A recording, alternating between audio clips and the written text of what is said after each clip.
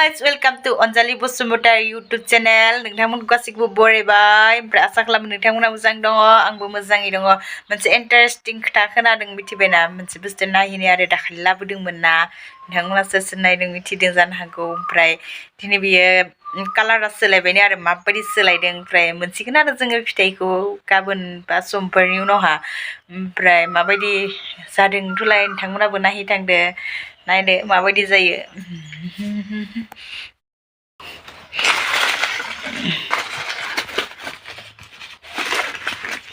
दाखालि माबायदि कालारमोन दिनै माबायदि कालार जादों नै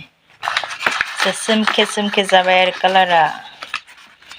नै सोमखे सोमखे जादोंना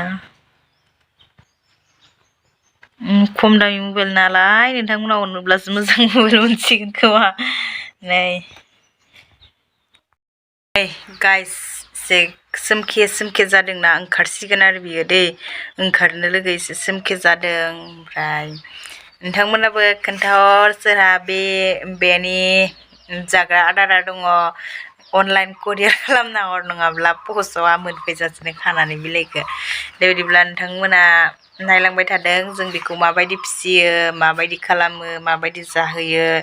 ओंखारनानै ओमफ्राय नोंथांमोना मोजां मोनदोंब्ला आंनि चेनेलखौ साबस्क्राइब खालाम अननानै एम्फौ फिसाया माबायदि जायो एम्फौ बिदैया माबायदि जागोन मा देरनानै मा होगोन जोङो बेखौ नायलांनो गोसोब्ला इन्टारेस्टेड दङब्ला नोंथांमोना लाइक खालाम साबस्क्राइब खालाम बेखिनियानो बाय बाय